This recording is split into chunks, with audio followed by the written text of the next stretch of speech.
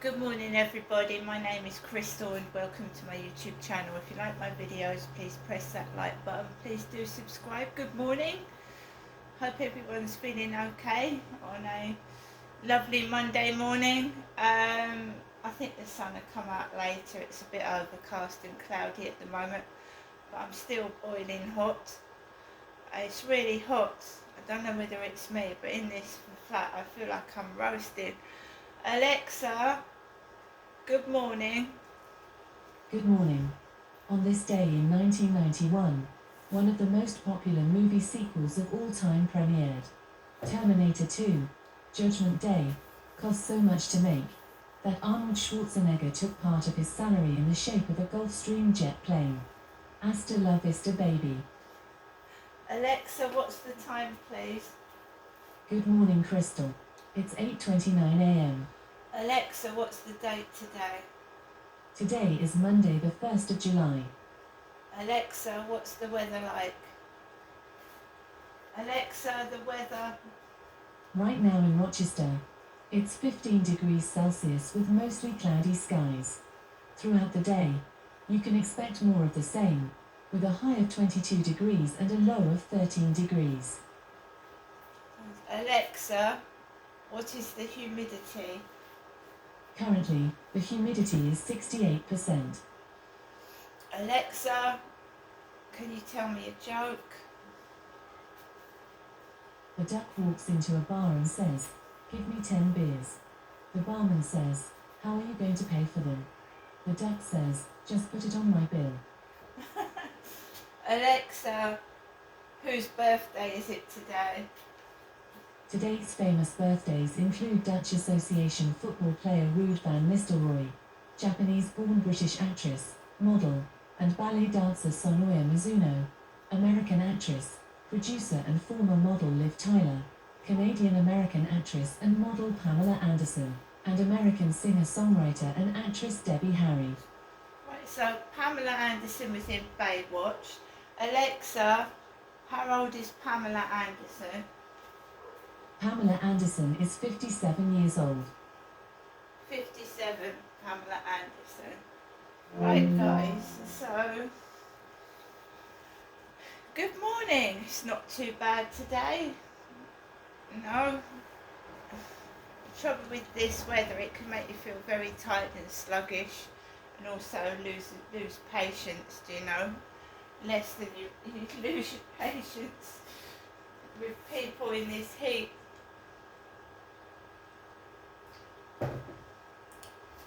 So I've just been onto the balcony and I was able to water my plants in peace and quiet for a change. Thank goodness for that. Now the heat does make you lose your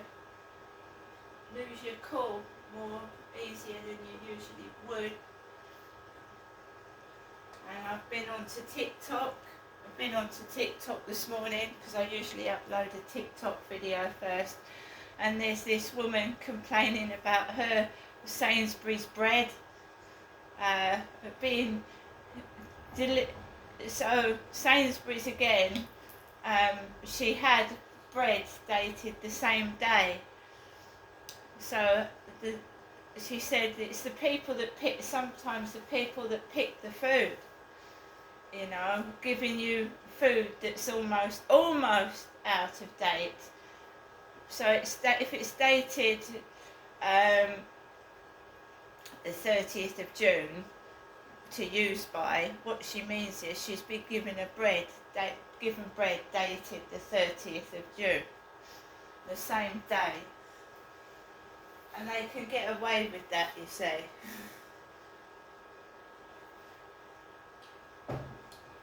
So it's the same with online clothing, isn't it? Because you can't see what you're buying.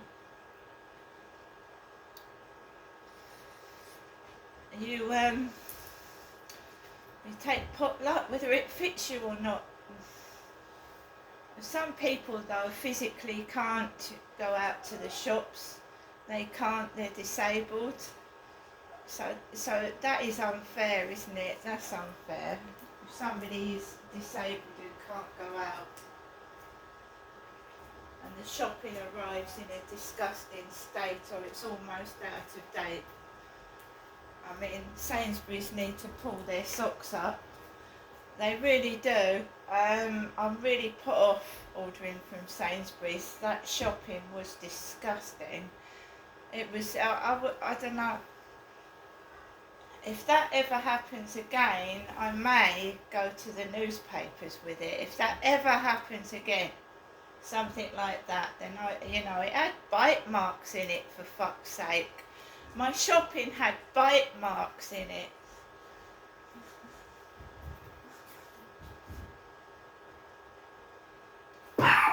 Max.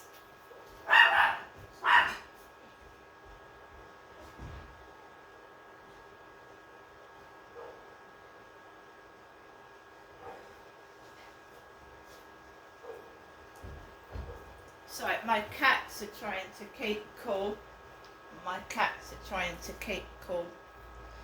And he's just barking at the cat. Because basically,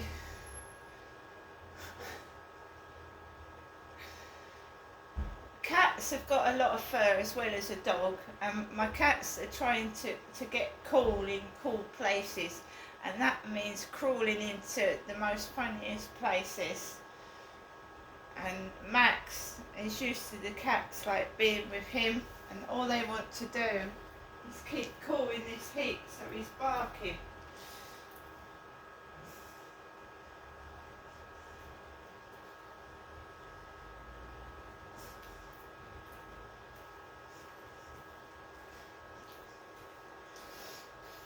But as soon as I hear him bark once or twice, I go and get him.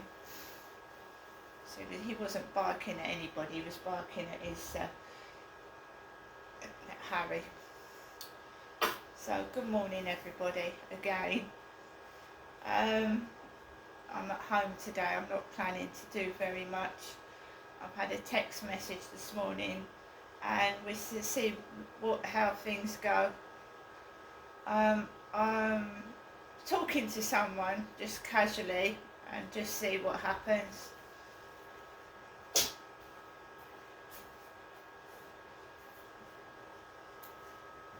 Just texting somebody at the moment. See what happens. As you can see, I've got dogs, cats, and I'm very busy in the morning, like tidying up their mess, getting things ready to take Max out. And so if someone wants to get with me, they've obviously got to like pets, because I have 2 cats and a dog.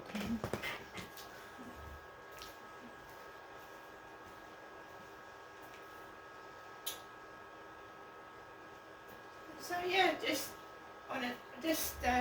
spoke to them last night, and see what happens today, and see if they're genuine or not, and go from there.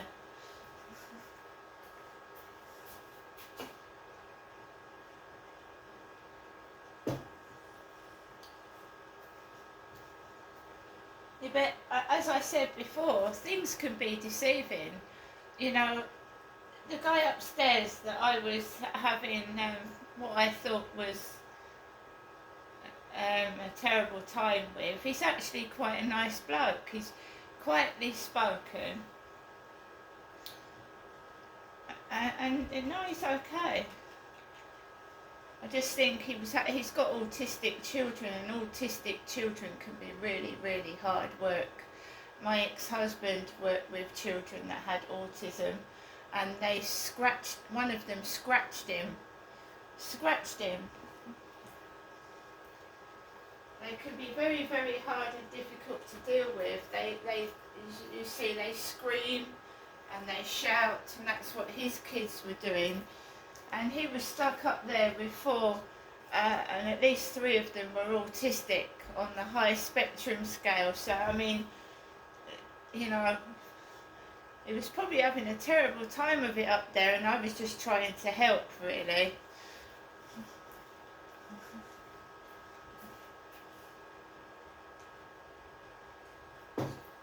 I will say this.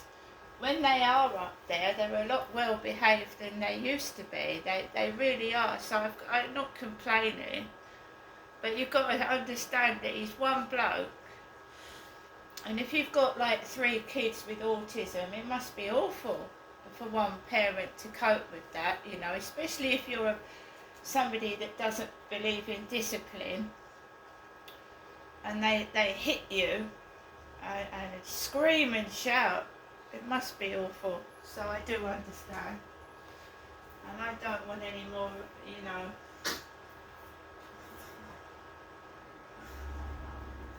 I don't want to, you know, I understand. However, I still want to move. I still want to move because I don't want smoke in my bedroom window and a dog barking at me every time I come home in the evening. Still looking for somewhere to live, and I hope it turns out to be okay. And then I might well find somebody then when I'm not all stressed out in this place.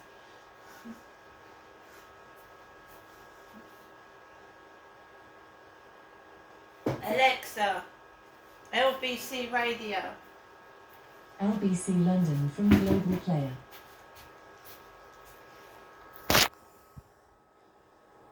The village, they end up going to somewhere very strange to school, and we don't have the buses. So the local authorities let you down here? Is that fair to say, Corin?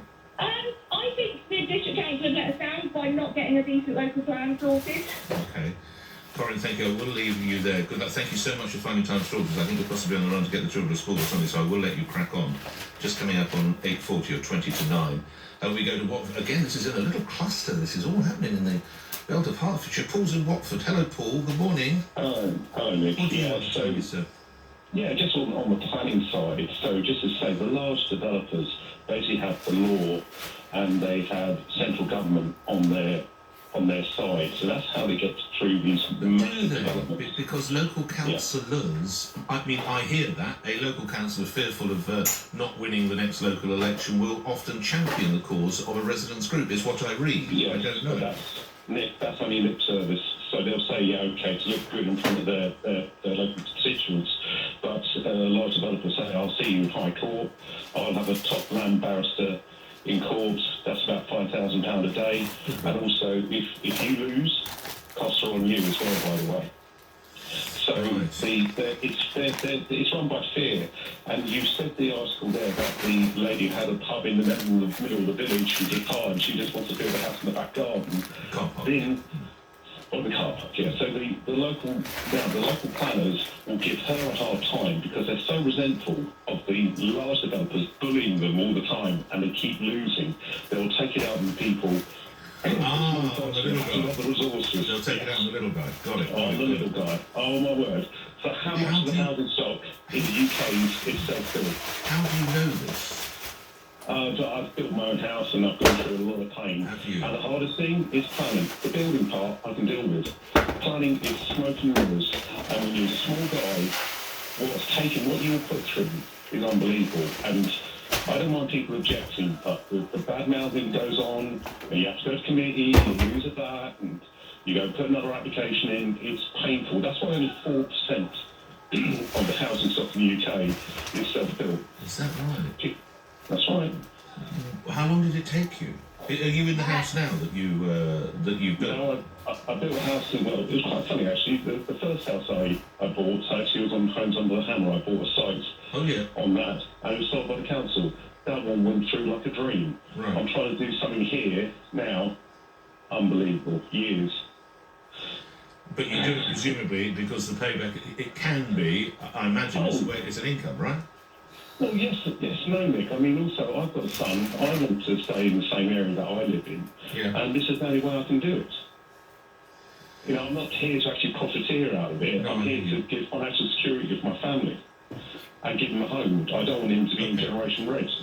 Okay, finally, having been through this, and I'm sure it was pain, someone who's thinking of doing themselves, what's the top 2 tips you would give them I mean, presumably one is a sense of patience, I would imagine, as to taking on a local authority and trying to do what you achieve. What would the 2 top tips be? I'll agree with the very top one is if you're in a relationship or a marriage, make sure you've got a strong one, because it can get very, very it's very demanding.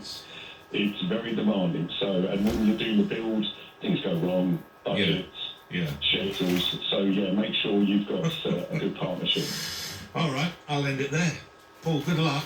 You're a very resilient individual. Let's go to those emails. Thank you, Paul. 8:43. Go to the emails. Emma Paul, I don't understand what is deemed affordable housing.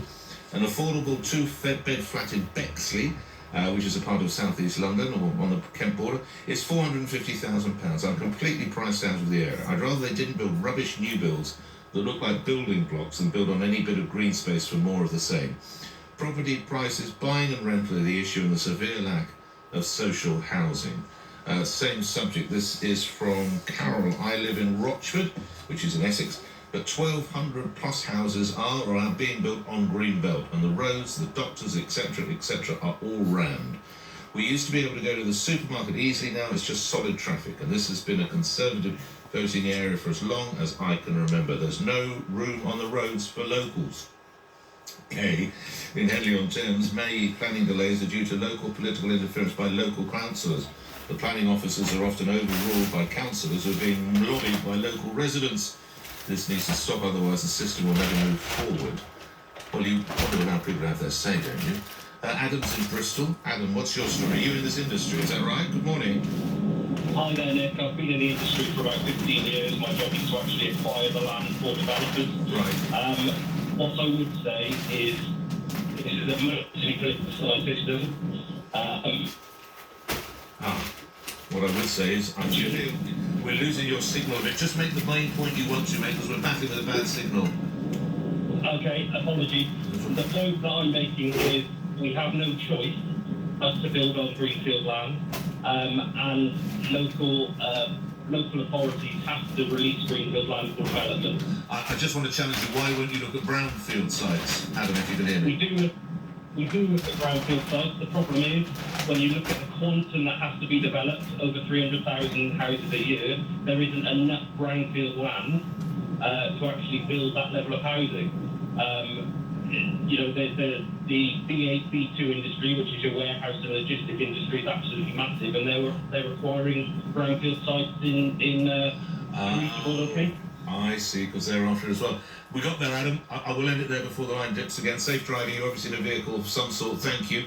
Coming up later in the show, we look at that result at the French election. With Marine Le Pen's National Rally Party surging to victory in France, I'm LBC's Henry Riley looking at the rise of the hard right across the rest of Europe. 8:45 now, LBC News headlines read by Thomas Watts.